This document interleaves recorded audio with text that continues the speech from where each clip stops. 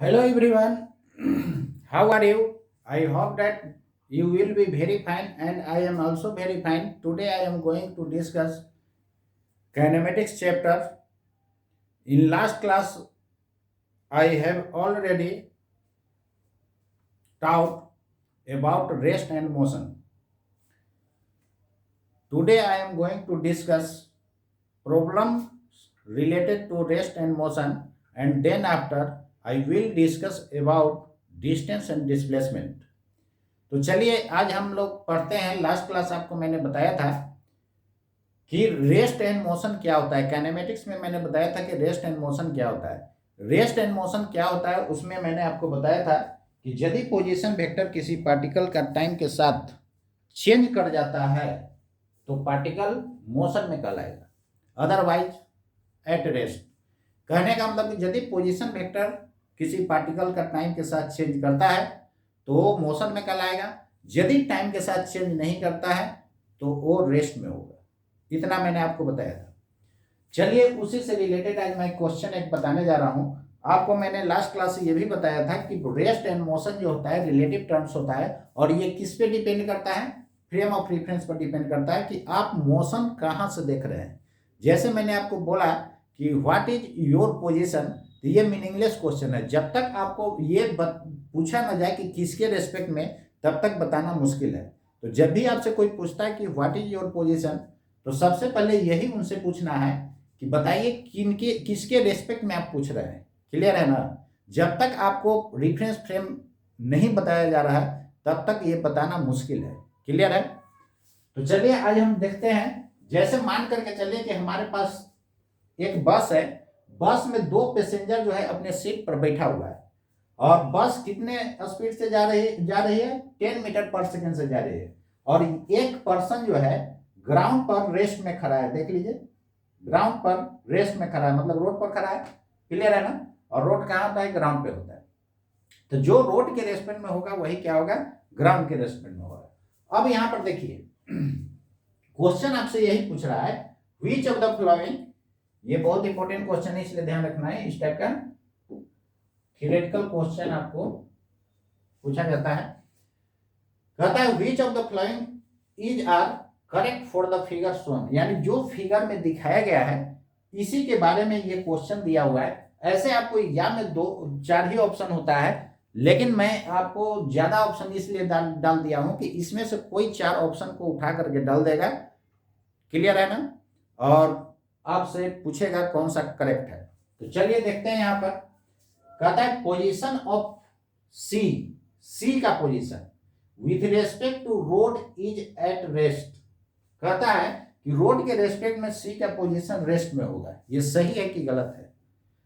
तो आपको मैंने बोला था इस टाइप के क्वेश्चन को समझने के लिए कि जिसके रेस्पेक्ट में कहेगा ना उसी पर जाकर के बैठ जाना है और जिस पर आप बैठ जाइएगा वो आपके लिए रेस्ट में हो जाएगा। क्लियर है। तो यहां पर देखिए विथ रेस्पेक्ट टू रोड कह रहा है ना, तो आपको कहां पर बैठ करके देखना होगा, इस रोड पर जाकर के बैठ करके देखना होगा। तो कोई आदमी इस रोड पर जाकर के बैठ करके देखेगा। जैसे देखिए ना, मान लेते हैं यही आकर के बैठ करके कोई देख रहा है रोड पे, तो इसको क्या देखेगा, रेस्ट में देखेगा। क्लियर है ना। तो ये पर्सन जो है इसको क्या देखेगा, रेस्ट में देखेगा। तो ये सही है कि गलत है, ये सही ऑप्शन हो गया ना, ये आपका ऑप्शन हो गया सही। क्लियर है। अब नेक्स्ट देखिए पोजीशन ऑफ ए कौन है, ये है ना। Position of A with respect to B is in motion. तो कहता है कि ए का पोजीशन जो है बी के रेस्पेक्ट में मोशन में। आप खुद समझिए यार। आप और मान लेते हैं कि मैं बस में बैठा हुआ हूं, दोनों सीट पर बैठे हुए हैं, तो क्या आप भागते जाइएगा क्या कि रेस्ट में रहिएगा, रेस्ट में रहिएगा। ये कॉमन सेंस है। तो जब भी बस और ट्रेन में आप बैठे हुए रहते हैं और दूसरा पैसेंजर भी बैठा हुआ है, ये नहीं कि मूव कर रहा है, मूव नहीं कर रहा है, बैठा हुआ है, तो आपके रेस्पेक्ट में वो क्या दिखाई देता है, रेस्ट में दिखाई देता है। तो यहां पर कहता है कि पोजीशन ऑफ ए कहां पर है, बस में, with respect to B, with respect to B यानी किसके हेड पर बैठना है, बी के हेड पर। तो जैसे इस पर बैठिएगा तो ये आपके लिए रेस्ट में होगा। क्लियर है। और दोनों बस में ही बैठा हुआ है, तो बस जा रहा है 10 मीटर पर सेकंड से, तो दोनों में जा रहा होगा 10 मीटर पर सेकंड से। तो एक पर्सन जो है दूसरे पर्सन जो सीट पर बैठा हुआ है वो क्या दिखाई देगा, रेस्ट में दिखाई देगा। तो वही कहता है कि position of A with respect to B is in motion, यानी ए का पोजीशन बी के रेस्पेक्ट में मोशन में होगा। गलत है कि सही है, गलत है ना, रेस्ट में होगा, तो ये वाला नहीं होगा। जो गलत है उसको क्रॉस नहीं करना है, जो सही है केवल उसी को टिक करना है। चलिए आगे देखिए, पोजीशन ऑफ ए, क्लियर है ना। फिजिक्स इतना इंटरेस्टिंग है, बहुत मजेदार है। देखिए ये सारा एग्जांपल मैंने इसको आपको सामने रेस्ट एंड मोशन का दिखा रहा हूं, और इस तरह का एग्जांपल आप कहीं नहीं मेंशन किया हुआ है। अब डिटेल से उसको नहीं बताया गया है, बस केवल इतना बोल दिया जाता है पोजीशन फैक्टर टाइम के साथ चेंज करेगा तो मोशन में होगा, अदरवाइज रेस्ट में होगा। तो स्टूडेंट को आगे बहुत सारा प्रॉब्लम क्रिएट्स होते हैं, उनको पता ही नहीं चलता है विथ रेस्पेक्ट टू क्या होता है, किसके रेस्पेक्ट में क्या बोल रहा है। तो मैंने एक लाइन में बोला कि जब भी विथ रेस्पेक्ट टू बोलेगा तो उसी पर जा करके बैठ जाना है, और जिस पे बैठिएगा वो आपके लिए रेस्ट हो जाएगा। जैसे अभी हम लोग कहाँ पर बैठे हुए हैं, अर्थ पे। तो अर्थ देखिए तो भागते हुए नजर पड़ रही है क्या, नहीं ना। लेकिन ये मून से या सन से देखा जाए तो ये मोशन में हो जाएगा, क्लियर है ना। तो जिस पर आप बैठ जाएगा, जैसे मान लेते हैं आप बाइक से जा रहे हैं, तो बाइक पर आप बैठे हुए हैं, तो बाइक के रेस्पेक्ट में आपका पोजीशन क्या होगा, रेस्ट होगा। बाइक से डिस्टेंस मेजर कीजिएगा, 1 सेकंड बाद 2 सेकंड बाद तक क्या होगा, फिक्स होगा ना। ऐसा तो नहीं कि बाइक भाग जाता है आप पीछे रह जाते हैं, क्लियर है। इसका मतलब कि पोजीशन देखना है किसके रेस्पेक्ट में, रिफरेंस फ्रेम पर डिपेंड करता है। यानी पोजीशन किसी पार्टिकल का किस पे डिपेंड करता है, रिफरेंस फ्रेम पर डिपेंड करता है, कहां से आप देख रहे हैं। रिफरेंस फ्रेम किसको कहते हैं, जहां से हम लोग मेजरमेंट करते हैं, क्लियर है ना। वही जब लाइन से मेजर करते हैं तो रिफरेंस लाइन बोला जाता है, पॉइंट से मेजर करते हैं तो रिफरेंस पॉइंट बोला जाता है, किसी प्लेस से मेजर कीजिएगा तो रिफरेंस प्लेस बोला जाता है। तो सेकंड ऑप्शन गलत हो जाएगा। थर्ड वाला देखिए, position of A with respect to C is in motion, कहता है कि ए का पोजीशन सी के रेस्पेक्ट में मोशन में, सी के रेस्पेक्ट में कहां पर बैठ करके देखिएगा, सी पर। तो जैसे ही सी पर बैठ करके देखिएगा तो क्या हो जाएगा, जैसे सी के ऊपर बैठ करके देखिएगा तो आप ए को देखिएगा तो क्या होगा, बोलिए। तो ए को देखिएगा तो बस वाला जा रहा है 10 मीटर पर सेकंड से, उसमें जितना छोटे लोग बैठा हुआ है सब 10 मीटर पर सेकंड जा रहा होगा कि नहीं, बोलिए। तो इसके रेस्पेक्ट में ए का पोजीशन, बी का पोजीशन, बस का पोजीशन, ड्राइवर का पोजीशन, सब का सब मोशन में है, क्लियर है। तो position of A with respect to C is in motion, correct और रॉन्ग, करेक्ट ना, यानी ये आपका सही हो जाएगा। ये सी ऑप्शन था।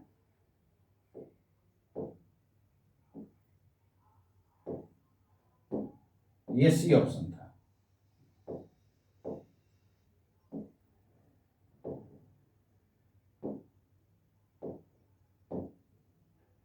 सी ऑप्शन था। अब चलिए हम लोग, सी वाला क्या हो गया आपका, मोशन में होगा। ए का position with respect to C motion में होगा कि नहीं, बोलिए, सही है। अब आगे देखिए, position of B with respect to the road is in motion, road के रेस्पेक्ट में पोजीशन ऑफ बी, तो बी यही है ना, इसका पोजीशन किसके रेस्पेक्ट में, रोड के रेस्पेक्ट में, मतलब कहां बैठ करके देखना है, रोड पे। तो जैसे रोड पर आप बैठ करके देखिएगा तो क्या देख रहे हैं, पूरा का पूरा ये बस भागते जा रहा है, तो ये छोटू भी तो इसके रेस्पेक्ट में भागते जा रहा होगा, इसका मतलब ये भी क्या हो गया, मोशन में। सही कि गलत, सही, क्लियर है। अब यहां पर देखिए,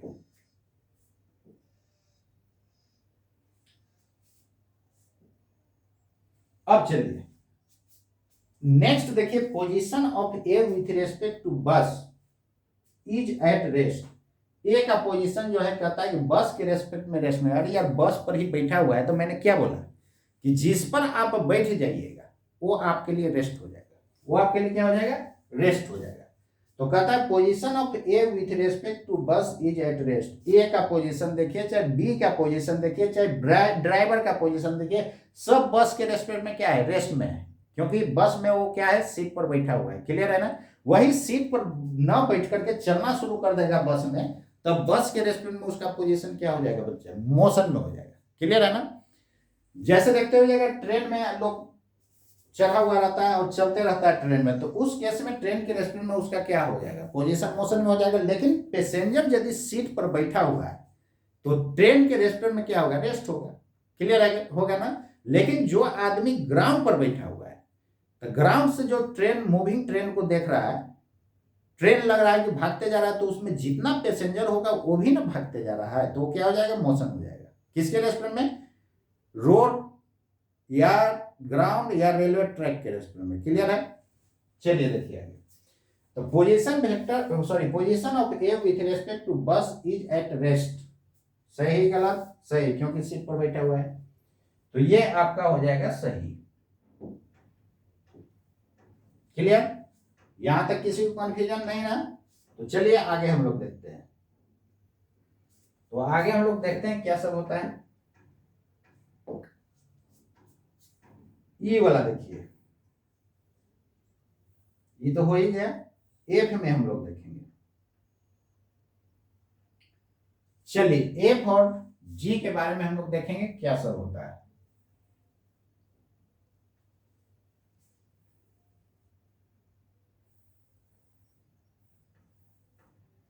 चलिए देखिए, position of C with respect to driver of bus is in motion. Position of C, C यही है ना, कहता है कि with respect to driver of bus, तो सी का पोजीशन देखिए ना, बस पूरा भाग रहा है तो ड्राइवर भी तो भाग रहा होगा, तो with respect to driver of bus, यानी बस के ड्राइवर के कंधा पर जाके बैठ जाना। तो आप खुद समझिए, अब ट्रेन से जाते हुए रहते हैं तो कोई आदमी ग्राउंड पर रहता है तो वो लगता है ना, जैसे ट्रेन आपका इधर जा रही है तो वो आदमी किधर जाते हुए नजर पड़ता है, जस्ट अपोजिट उधर। तो ये बस का ड्राइवर जो खिड़की से देख रहा होगा तो देख रहा होगा कि ये छोटू किधर भाग रहा है, ये जा रहा है 10 से इधर, तो ये बस वाला ड्राइवर देखेगा ये छोटू पीछे भागते जा रहा है। तो इस बस के ड्राइवर के रेस्पेक्ट में ये छोटू क्या है, मोशन में है। तो मोशन में है तो वो क्या होगा, कहता है कि position of C with respect to driver of bus is in motion. सही की गलत, सही हो जाएगा। क्लियर है। Position of C with respect to passenger A is at rest. कहता है कि ए पैसेंजर के रेस्पेक्ट में सी का पोजीशन जो है रेस्ट में होगा। सही है कि गलत है, गलत है यार, ये पूरा बस भाग रहा है तो ये भी तो भागते जा रहा है। तो कहता है कि ए के रेस्पेक्ट में, मतलब ए के कंधा पर बैठिएगा तो ये सी वाला किधर भागते हुए नजर पड़ेगा, पीछे। जैसे आप गाड़ी में बैठे हुए रहते हैं और गाड़ी आपकी इधर जा रही है तो जो भी ग्राउंड पर होगा, रोड पर आदमी होगा, वो पीछे की तरफ भागते हुए नजर पड़ता है कि नहीं। तो कहता है position of C with respect to passenger A is at rest. गलत या सही, गलत है, रॉन्ग है। अगला ऑप्शन देखिए, position of the road, road का position with respect to the passenger B is in motion. तो बी के रेस्पेक्ट में, तो बी वाला जब बस में बैठा हुआ है तो रोड को क्या देखेगा, पीछे भागते हुए नजर पड़ेगा कि नहीं, बोलिए। तो क्या होगा, मोशन में होगा कि रेस्ट में होगा, मोशन में होगा। लेकिन यहां पर क्या करता है, position of road with respect to passenger B is in motion, तो सही तो है, क्लियर है ना, मोशन में होगा। Position of the road, road का position with respect to the passenger B is at rest. तो बी के रेस्पेक्ट में रोड का पोजीशन क्या होगा, ये भी मोशन में होगा, क्योंकि ये बस इधर जा रही है तो बस में जितना भी पैसेंजर होगा रोड को देखेगा तो लगेगा पीछे भाग रहा है। आप भी गाड़ी पर बैठे हुए रहते हैं तो लगता है ना कि रोड पीछे भागते जा रहा है, तो रेस्ट में तो होगा नहीं, मोशन में हो जाएगा ना, ये ऑप्शन नहीं होगा। अगला देखिए जे। तो जे में देखिए क्या सब होता है, कहता है कि position of the road with respect to the bus is at rest. अरे यार, तो बस तो मूव कर रहा है, तो बस के रेस्पेक्ट में रोड का पोजीशन क्या होगा, बस जा रही है आगे, तो बस के रेस्पेक्ट में कहां बैठ करके देखिएगा, बस पर। तो बस पर बैठ जाएगा तो रोड किधर जाते हुए दिखाई देगा, पीछे जाते हुए दिखाई देगा, तो ये क्या होगा, मोशन में ना हो जाएगा। इसका मतलब ये भी क्या हो जाएगा, ऑप्शन गलत हो जाएगा। यदि यहां मोशन होता तब तो सही हो जाता, लेकिन मोशन नहीं है तो क्या हो जाएगा, गलत हो जाएगा, रेस्ट में है ना, क्लियर है। तो उम्मीद करता हूं अब रेस्ट एंड मोशन में आपको कहीं कंफ्यूजन नहीं होगा, क्लियर है। तो जिन बच्चों को स्क्रीनशॉट लेना है वो ले लीजिए।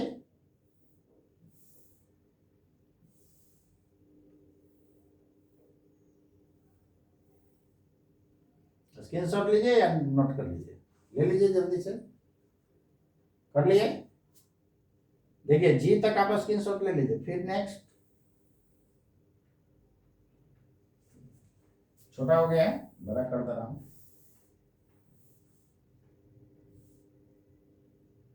चलिए जी तक ले लिए थे ना, अब इसको ले लीजिए और जा करके फिर कॉपी में नोट कर लीजिए। तो मेरा पढ़ाई आपको सबसे अच्छा रहेगा, आप ऑल इंडिया कहीं भी पढ़िए, मेरा बेहतर आपको मिलेगा। तो चलिए नेक्स्ट आपको मैं दिखा रहा हूं डिस्टेंस एंड डिस्प्लेसमेंट के बारे में। वहां से भी क्वेश्चन थ्योरेटिकल पूछा जाता है। देखिए एकदम जीरो लेवल से हाई लेवल तक पढ़िए, आपको अच्छा कंसेप्ट आ जाएगा। कंसेप्ट आ जाएगा तो क्वेश्चन बनेगा ही ना, कि सवाल ही नहीं है। और लोगों से क्वेश्चन इसलिए नहीं फिजिक्स में बनता है कि उनके पास कंसेप्ट ही नहीं होता है। 11 12 ठीक से पढ़ते नहीं है। टारगेट में जो है राजधानी एक्सप्रेस से पढ़ाया जाता है तो उसको दिक्कत होगा ही, क्लियर है ना।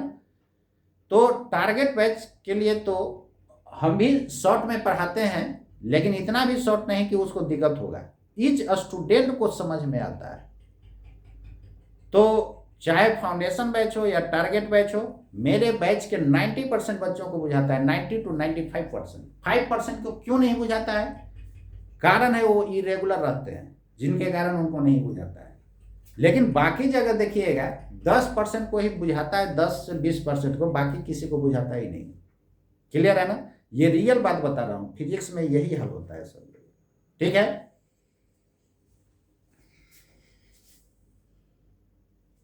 चलिए नेक्स्ट देखिए।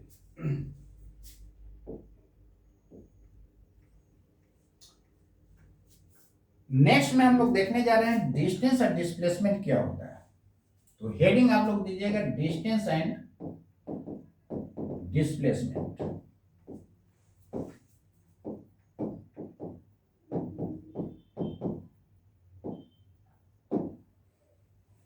तो डिस्टेंस एंड डिस्प्लेसमेंट क्या होता है, सबसे पहले मैं इसको देख रहा हूं, डिस्टेंस एंड डिस्प्लेसमेंट क्या होता है। तो चलिए इसको भी मैं डिटेल से देख रहा हूं। सबसे पहले देखिए डिस्टेंस क्या होता है। देखिए पहले आप समझ लीजिए, उसके बाद आप डिफिनेशन लिखिएगा, मजा आएगा। जैसे मान लीजिए कि कोई भी पार्टिकल इस तरह के पाथ पे जा रहा है, क्लियर है ना। तो जैसे जैसे ये पार्टिकल जा रहा है वैसे वैसे पाथ को आप मेजर करते जाइए, पाथ लेंथ को मेजर करते जाइए, और जो पाथ लेंथ आएगा वही क्या हो जाएगा, डिस्टेंस हो जाएगा, क्लियर है ना। लेकिन डिस्प्लेसमेंट में क्या होता है कि इनिशियल पोजीशन ये है, फाइनल पोजीशन ये है, तो ये दोनों को स्ट्रेट लाइन से मिला दीजिए, इसी लाइन की लंबाई क्या दे देता है, डिस्प्लेसमेंट दे देता है। तो आगे हम लोग देखेंगे। अभी फिलहाल डिस्टेंस क्या होता है कि जैसे जैसे पार्टिकल पाथ को फॉलो कर रहा है वैसे वैसे आप लेंथ को मेजर करते जाइए, यानी actual measurement of path followed by A particle is called distance. तो चलिए हम लोग डिस्टेंस के बारे में देखते हैं।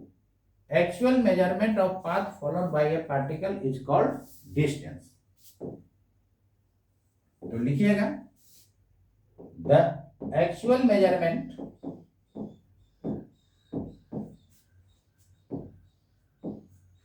of path followed by a particle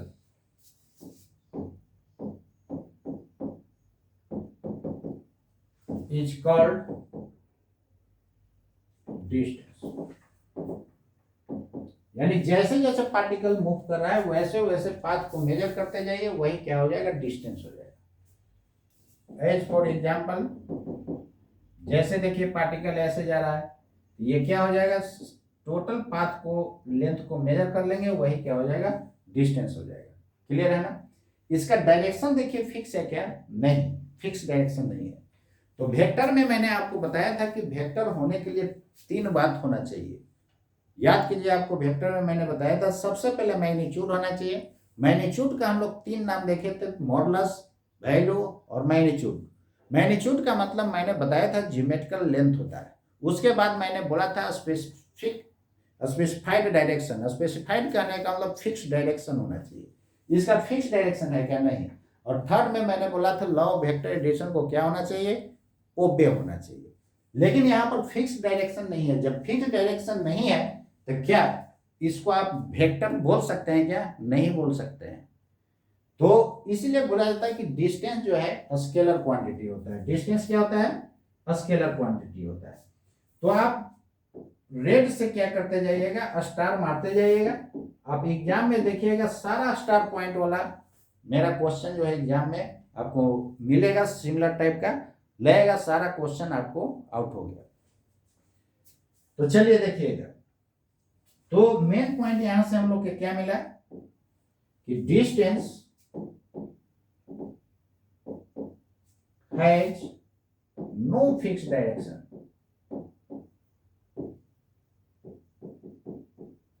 and hence it will be a scalar quantity, and hence it will be a scalar quantity। Clear है ना, ये स्केलर हो गया। डिस्टेंस जो है एक्चुअल मेजरमेंट ऑफ पाथ है ना, पाथ का लंबाई जो है निगेटिव नहीं होगा। जैसे डिस्टेंस निगेटिव नहीं होता है, यहां से दिल्ली का डिस्टेंस -5000 किलोमीटर, -1000 किलोमीटर, तो -1000 किलोमीटर बोलिएगा, ये गलत हो जाएगा कि नहीं। तो बोला जाता है the distance of Delhi from Patna is almost 1000 kilometre approx. Clear है। तो चलिए, डिस्टेंस कभी निगेटिव नहीं होता है। तो एक नेक्स्ट पॉइंट आप नोट कीजिएगा कि डिस्टेंस निगेटिव नहीं होता है। यहां तक आप लोग नोट कर लिए होइएगा। तो चलिए हम लोग नेक्स्ट देखते हैं कि डिस्टेंस निगेटिव नहीं होता है। तो डिस्टेंस आज और कल क्या जिंदगी में कभी निगेटिव नहीं होगा। Distance can never be negative.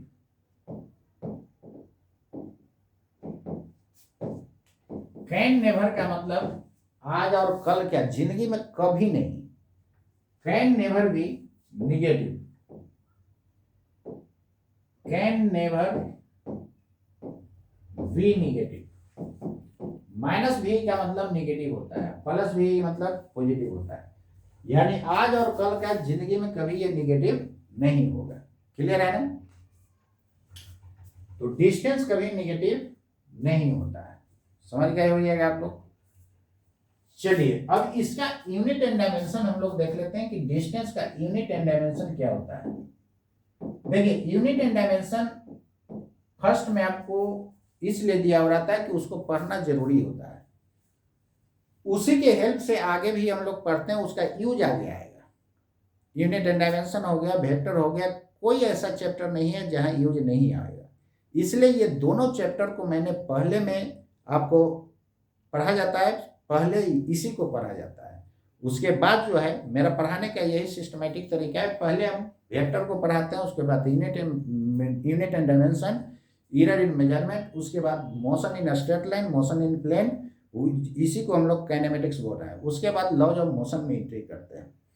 तो सिस्टमैटिक पढ़िएगा तब आपको फिजिक्स में कहीं प्रॉब्लम क्रिएट नहीं हो। तो चलिए ऐसा यूनिट, अब बताइए यूनिट एंड डायमेंशन नहीं पढ़ेंगे तो ये सब कैसे पता चलेगा। डिस्टेंस का तो जाना है, आगे जितना भी क्वांटिटी आएगा आपको दिक्कत होना शुरू हो जाएगा।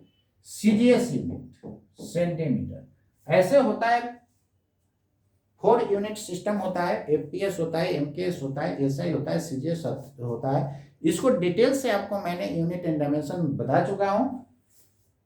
इसका डायमेंशन क्या लिखिएगा, देखिए जब भी डायमेंशन दिखाना होता है तो जिसका डायमेंशन दिखाना होगा उसको बिग ब्रैकेट के अंदर उसको डाल दीजिएगा और डायमेंशन हो जाएगा। तो मीटर किसका होता है, लेंथ का। याद कैसे रखिएगा, एमएटी टेला होता है, ये 7 फंडामेंटल होता है। MLT टेलर टेलर टेलर टेलर 7 फंडामेंटल होता है।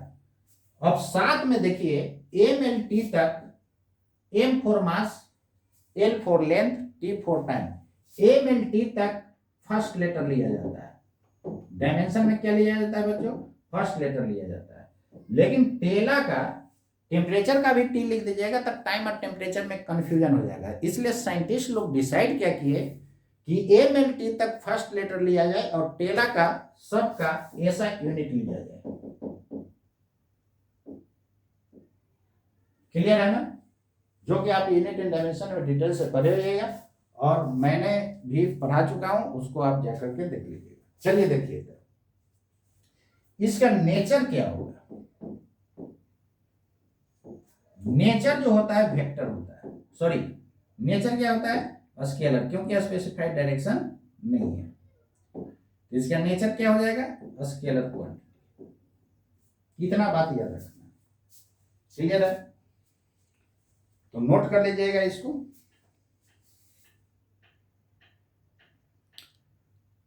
अब चलिए हम लोग डिस्प्लेसमेंट देखते हैं, डिस्प्लेसमेंट क्या होता है।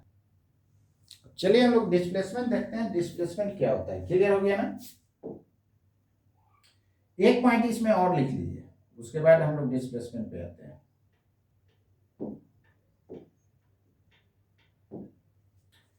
एक पॉइंट ये लिखना है कि ये पाथ फंक्शन होता है। आप खुद समझिए कि जैसे मान लीजिए कि यहां से दिल्ली का डिस्टेंस 1000 किलोमीटर अप्रोक्स है। कोई आदमी यहाँ से दिल्ली डायरेक्ट जाएगा तब तो 1000 किलोमीटर लगभग होगा, लेकिन कोई आदमी पहले गुवाहाटी चला गया, फिर गुवाहाटी से दिल्ली जाता है, तो उसका क्या उम्मीद करते हैं? डिस्टेंस वही होगा, ज़्यादा हो जाएगा ना। तो यहाँ पर देखिए डिस्टेंस जो होता है, एक तो हो गया स्केलर क्वांटिटी, इसका फिक्स डायरेक्शन नहीं होता है, इसलिए ये क्या हो गया?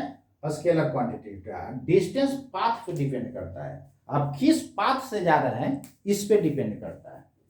तो distance depends on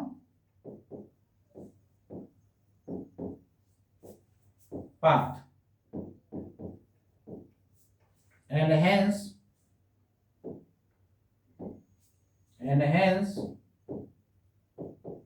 it will be path function. Function का मतलब आपको मैंने मैथमेटिकल टूल में बता चुका हूं, कौन किसका फंक्शन होता है। फंक्शन का मतलब डिपेंड कर रहा है, यानी ये किस पे डिपेंड करेगा? पाथ पे डिपेंड करेगा। It will be path function. Clear है? तो ये कौन सा फंक्शन होगा? पाथ फंक्शन होगा। क्लियर है ना? चलिए अब यहां पर देखिए ये पाथ पे डिपेंड करता है, तो कोई आदमी बोलेगा कि इनिशियल और फाइनल पोजीशन पर डिपेंड करेगा कि नहीं। अरे यार डिपेंड करेगा। इनिशियल फाइनल पोजीशन कुछ आसमान में क्या? ये आसमान में है क्या कि उसी पाथ पे है? उसी पाथ पे है। तो यदि आपको ऑप्शन में कह दे कि डिस्टेंस में depend on initial and final position, सही कि गलत? सही हो जाएगा।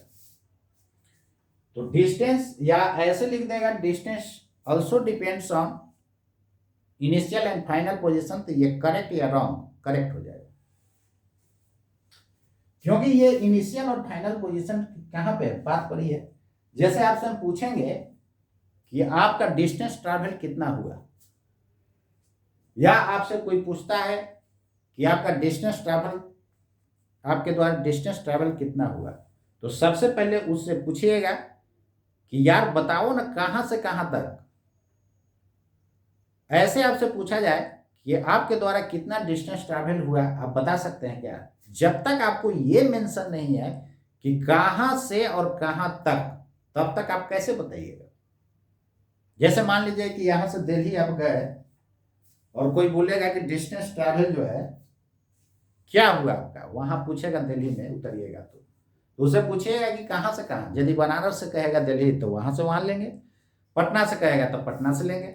तो इनिशियल और फाइनल पोजीशन पर डिपेंड किया कि नहीं? बोलिए किया। और पाथ पर भी डिपेंड किया, कैसे गए। मैक्सिमम लोगों का ये कंफ्यूजन होता है कि डिस्टेंस इनिशियल और फाइनल पोजीशन पर डिपेंड नहीं करता है, केवल डिस्प्लेसमेंट इनिशियल और फाइनल पोजीशन पर डिपेंड करता है। तो 100% उनके पास रॉन्ग कंसेप्ट है। क्लियर है ना? तो आपको मैंने एक हाल फिलहाल आपको मैंने दिखाया था, फिजिक्स वाला का मैंने दिखाया था, उसमें गलत पढ़ाते हुए मैंने सर्कल करके आपको मैंने आप लोग को हाईलाइट भी किया था, सोशल मीडिया पर मैंने शेयर भी किया था। तो देखिए, गलत पढ़ने से अच्छा है कि नहीं पढ़ना। देखिए, एक बार मिसकंसेप्ट आपके माइंड में आ जाए तो निकलने का नाम ही नहीं लेता है। इसलिए गलत पढ़ने से अच्छा है कि नहीं पढ़िए, ज्यादा अच्छा है। तो लोगों का ये मिसकंसेप्ट होता है कि डिस्टेंस जो होता है इनिशियल और फाइनल पोजीशन पर डिपेंड नहीं करता है। तो ये गलत कंसेप्ट है। आप खुद समझिए, जब तक इनिशियल फाइनल पोजीशन नहीं बताया जाएगा, आपसे केवल पूछा जाए कितना आपके द्वारा डिस्टेंस ट्रैवल हुआ, तो आप उसको एक तबरा के मारिए एकदम गाल में। तो उससे पहले पूछिए कि बताइए कहां से कहां। जब तक वो मेंशन नहीं होगा रेफरेंस फ्रेम, तब तक आप कैसे बता सकते हैं? क्लियर है ना? और पाथ पर भी डिपेंड करता है। और डिस्प्लेसमेंट जो होता है केवल इनिशियल और फाइनल पोजीशन पर डिपेंड करता है। कैसे पाथ से गया, कैसा पाथ से गया, उसको उससे मतलब नहीं है। केवल वो डिपेंड करता है इनिशियल और फाइनल पोजीशन। लेकिन डिस्टेंस पाथ पर भी डिपेंड करेगा और इनिशियल और फाइनल पोजीशन पर भी डिपेंड करेगा। आप खुद समझिए, इनिशियल और फाइनल पोजीशन के आसमान में है कि इसी पाथ पर है? इसी पाथ पर है। तो निश्चित रूप से इनिशियल और फाइनल पोजीशन पर भी डिपेंड करेगा। इसको याद रखिएगा, माइंड में रखिएगा। क्लियर है? क्वेश्चन में जान करके पूछता है कि लोगों के दिमाग में ये होता है कि डिस्प्लेसमेंट इनिशियल और फाइनल पोजीशन पर डिपेंड करता है, डिस्टेंस डिपेंड नहीं करता, इसलिए वो क्वेश्चन में डाल देता है। तो अब कंसेप्ट गलत नहीं ना रहेगा। Distance also depends on initial and final position. जब तक इनिशियल फाइनल पोजीशन नहीं है, तब तक कैसे बताइएगा डिस्टेंस ट्रैवल आपके द्वारा कितना होगा? नहीं बता सकते। तो नेक्स्ट पॉइंट लिखिएगा।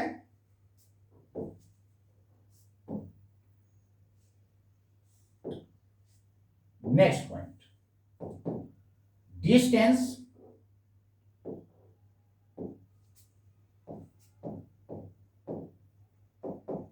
also depends on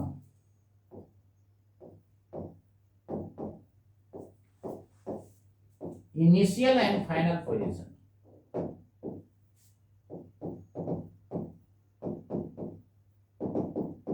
initial and final positions. Clear है ना? इसको माइंड में रखिए। यानी डिस्टेंस से रिलेटेड इतना बात आपको याद रखना होगा। यदि नीट और आईआईटी निकालना चाहते हैं तो ये सारे बात को एकदम माइंड में एक बार जरूर रखना होगा। तो चलिए हम लोग नेक्स्ट देखते हैं डिस्प्लेसमेंट के बारे में। अब चलिए, डिस्प्लेसमेंट क्या होता है? डिस्प्लेसमेंट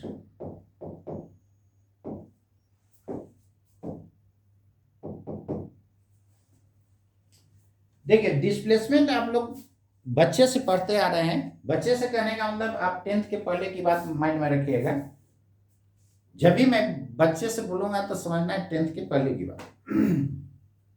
तो डिस्प्लेसमेंट आप लोग पहले पढ़े जाएगा कि shortest distance between initial and final position is called displacement. ये भी डिफिनीशन सही है, लेकिन बच्चा क्लास में पहले जो पढ़े थे और आज दोनों में थोड़ा सा चेंजिंग होना चाहिए कि नहीं? यहां पर थोड़ा सा हाई लेवल का होना चाहिए। तो यदि आप shortest distance between initial and final position याद रखते हैं तो आपसे कुछ क्वेश्चन आपसे नहीं बनेगा। लेकिन यदि आप ये बात याद रखते हैं, the change in position vector of A particle is called displacement, तो यहां पर सारे क्वेश्चन आपके बनेंगे। क्लियर है ना? तो हम लोग वही देखने जा रहे हैं। यहां पर भी देखते हुएगा कि बहुत जगह जो है शॉर्टेस्ट डिस्टेंस लोग पढ़ लेता है, तो उससे कुछ क्वेश्चन आपसे नहीं बन पाता है। तो चलिए हम लोग करने जा रहे हैं। Actually both definitions are correct, but which is the best? Change in position vector is the best. तो चेंज इन पोजीशन वेक्टर जो डिस्प्लेसमेंट का डिफिनीशन होगा ये सबसे अच्छा होगा, और इससे आपका जितना भी क्वेश्चन है सारा बन भी जाएगा। चलिए देखिए, the change in position vector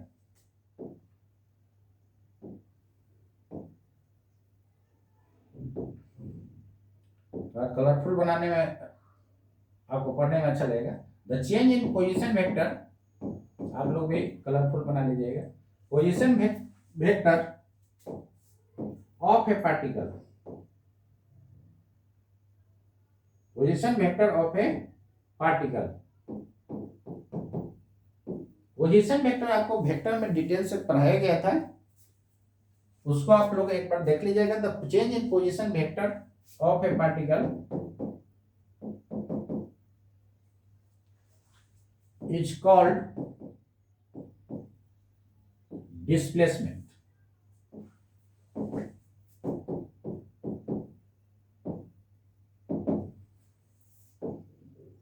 Change in position vector of a particle is called displacement.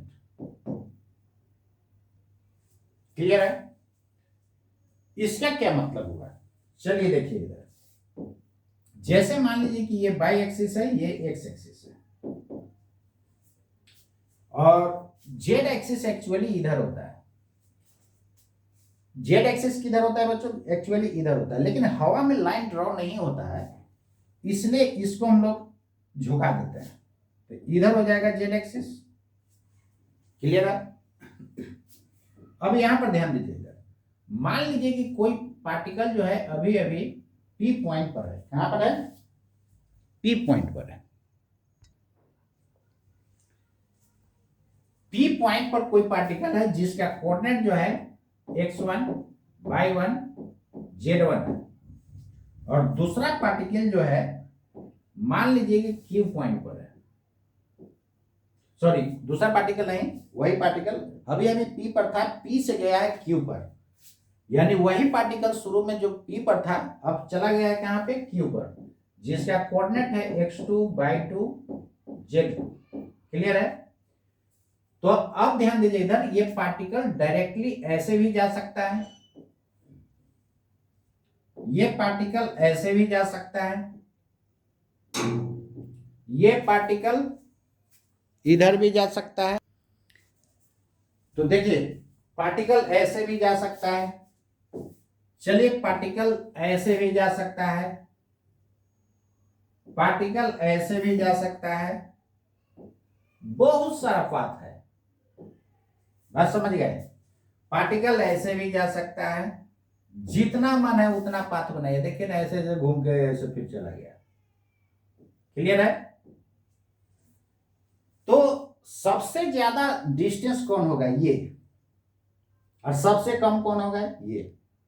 लेकिन डिस्प्लेसमेंट देखा जाए तो चाहे किसी भी पाथ से जाएगा, डिस्प्लेसमेंट पर कोई फर्क नहीं पड़ेगा। डिस्प्लेसमेंट इसका जो है P से Q के तरफ होगा, और मैग्नीट्यूड कितना होगा? जो P और Q के बीच शॉर्टेस्ट डिस्टेंस होगा, यही क्या दे देगा? आपका डिस्प्लेसमेंट। तो देखिए, शॉर्टेस्ट डिस्टेंस से भी आपको बता दिए। अब चलिए हम लोग चेंज इन पोजीशन वेक्टर से इसको कैसे निकालेंगे। तो अभी अभी इसका पोजीशन वेक्टर ये होगा, और फाइनल पोजीशन वेक्टर ये है। क्लियर है ना? तो इनिशियल पोजीशन वेक्टर जो है R1 मैंने माना, और फाइनल को क्या मैंने माना? R2। वेक्टर का डायरेक्शन कहां से कहां होता है? टेल से हेड होता है। क्लियर है ना? तो इनिशियल ये होगा, इसलिए वेक्टर के टेल को इनिशियल पॉइंट भी बोला जाता है। This is final point. तो वेक्टर का, किसी भी वेक्टर का डायरेक्शन कहां से कहां? टेल से हेड होता है। तो यही आपका जो है क्या? डिस्प्लेसमेंट हो गया। इसको आप ये भी लिख सकते हैं पी क्यू के ऊपर एरो दे दीजिए, क्योंकि डायरेक्शन P से Q की तरफ। अब यहां ज्योमेट्री से आप क्या देख रहे हैं? फ्रॉम फिगर, फिगर से आप क्या ऑब्जर्व कर रहे हैं? फिगर से यही ऑब्जर्व कर रहे हैं ना कि एक वेक्टर ये है, इसके हेड पर दूसरा वेक्टर है, रिजल्टेंट फर्स्ट के टेल से लास्ट के हेड तक, यानी OQ क्या हो गया, रिजल्टेंट। और रिजल्टेंट का मतलब क्या जानते हैं, सम जानते हैं, वेक्टर सम। सीधे रिजल्टेंट का मतलब एक ही बात याद रखना है, वेक्टर सम, PQ। क्लियर है। अब OQ के जगह R2 लिख सकते हैं कि नहीं, और OP के जगह R1 लिख सकते हैं कि नहीं, और PQ के जगह डेल्टा R लिख सकते हैं कि नहीं। अभी इसको रहने दीजिए, PQ लिखिए, दिस इज PQ। अब यहां से PQ निकालिएगा तो देखिए, तो final position vector minus initial position vector आ गया कि नहीं। पोजीशन वेक्टर आपको वेक्टर में मैंने बताया था कि किसी पॉइंट का कोऑर्डिनेट दिया हुआ है तो ऑरिजिन से उस पॉइंट को मिला दिए थे तो पोजीशन वेक्टर आ गया था ऑरिजिन के रेस्पेक्ट में। ये रेफरेंस पॉइंट है, हो गया, ये कहीं भी हो सकता है। क्लियर है ना। तो P का पोजीशन O के रेस्पेक्ट में। अब देखिए, पोजीशन वेक्टर में से पोजीशन वेक्टर को घटाया गया है तो फाइनल माइनस इनिशियल क्या देता है, चेंज देता है ना। तो निश्चित रूप से इसको चेंज इन पोजीशन वेक्टर में लिख सकता हूं कि नहीं, बताइए। तो डेल्टा लगा दिए, change in position vector R2 minus R1। यही चेंज इन पोजीशन वेक्टर क्या कहलाएगा, डिस्प्लेसमेंट कहलाएगा, डिस्प्लेसमेंट। बोलिए यहां तक क्लियर है कि नहीं। ठीक है, यहां तक समझ गए। तो जल्दी से स्क्रीन शॉट लीजिए या नोट कीजिए।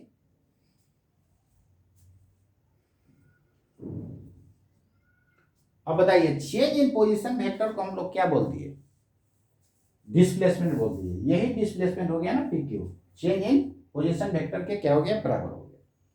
और ये पाथ पे डिपेंड नहीं किया, तो आगे हम पॉइंट में लिखेंगे कि ये पाथ पे डिपेंड नहीं करता है, केवल इनिशियल और फाइनल पोजीशन पर डिपेंड करता है, बाकी से इसको मतलब नहीं होता है। डिस्प्लेसमेंट का डायरेक्शन देखिए फिक्स है, P से Q, इसलिए फिक्स डायरेक्शन है तो वेक्टर में तीन बात होना चाहिए, magnitude, specified direction and law of vector addition को ओबे करना चाहिए। तो क्यों वहां पर वेक्टर में स्पेसिफाइड लिखे थे, ये क्लियर हो गया होगा। केवल डायरेक्शन लिखना सफिशिएंट नहीं है, स्पेसिफाइड डायरेक्शन लिखना होगा। तो इसका स्पेसिफाइड डायरेक्शन है, इसलिए क्या होगा, ये वेक्टर क्वांटिटी होगा। क्लियर है ना। तो आगे हम लोग लिखेंगे,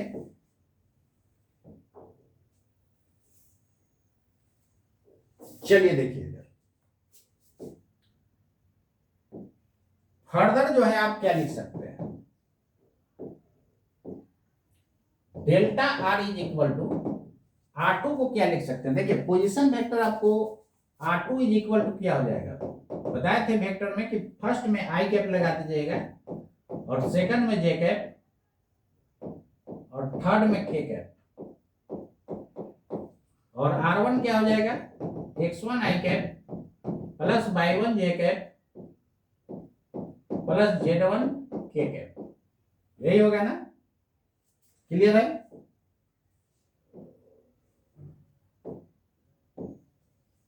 ठीक है। अब इसका वैल्यू यहां पर पुट कर दीजिए। तो जैसे ही पुट कीजिएगा तो R2 माइनस R1 कीजिएगा तो I को I के साथ रख दीजिए, तो X1 minus X2 I cap plus Y2 minus Y1 J cap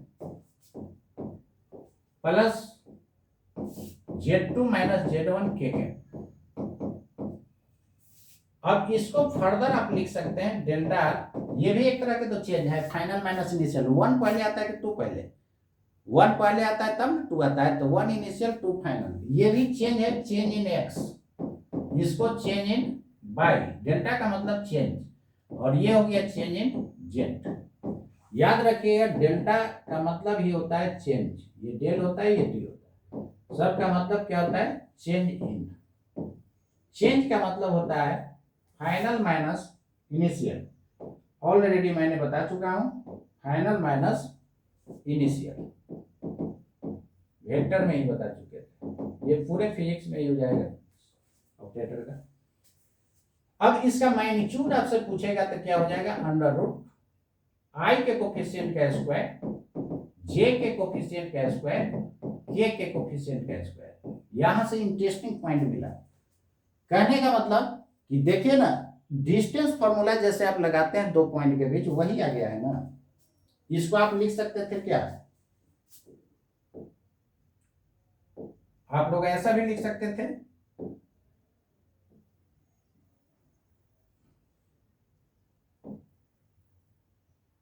चलिए देखिए, आप लोग इसको ऐसा भी तो लिख सकते थे, डेल्टा आर बराबर root under x2 minus x1 का square plus y2 minus y1 का square plus z2 minus z1 का square. This is distance formula. दो पॉइंट के बीच का कोऑर्डिनेट यदि दिया हुआ था तो आप ऐसे निकालते हैं कि नहीं, ये PQ के बराबर हो जाएगा। क्लियर? तो अब सीधे इनिशियल फाइनल पोजीशन यदि दिया हुआ है तो सीधे डिस्टेंस फॉर्मूला से हम लोग उसका डिस्प्लेसमेंट का मैग्नीट्यूड निकाल लेंगे। अब यहाँ पर देखिए x y z तीनों है, तो जब भी तीनों होता है तो हम लोग क्या निकालते हैं, डायरेक्शन कोसाइंस निकालते हैं। क्या निकालते हैं? Direction cosines. तो यहां पर डायरेक्शन कोसाइंस निकालिएगा तो क्या सब हो जाएगा,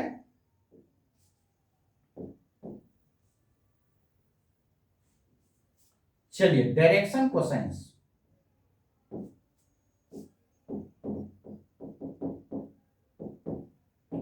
डायरेक्शन का मतलब मैंने बोला था कि एंगल निकालना होता है और कोसाइन का शॉर्ट फॉर्म कॉस होता है। जब डायरेक्शन जो है एंगल कॉस के फॉर्म में देते हैं तो उसी को हम लोग डायरेक्शन कोसाइंस बोलते हैं। L is equal to cos theta x, क्या होता था, वेक्टर में बताए थे, एक 16 में आर से भाग पड़ता था तो delta x divided by delta R. इसी तरह एम कितना होगा, cos theta by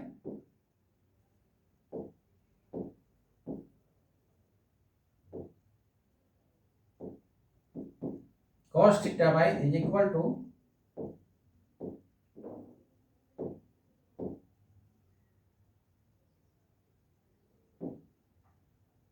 delta y by delta। n is equal to cos theta z,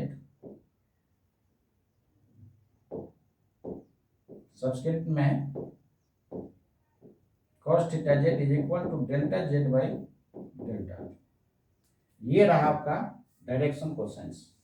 और डायरेक्शन कोसाइंस का स्क्वायर का सम कितना होता है, वेक्टर में आप लोग पढ़े थे 1 होता है। बोलिए होता है कि नहीं होता है? क्लियर? अब इससे रिलेटेड आगे हम पॉइंट्स और नोट करेंगे। आज इस लेक्चर में इतना ही, नेक्स्ट लेक्चर का आप लोग इंतजार कीजिए, उसमें आपको मिलेगा।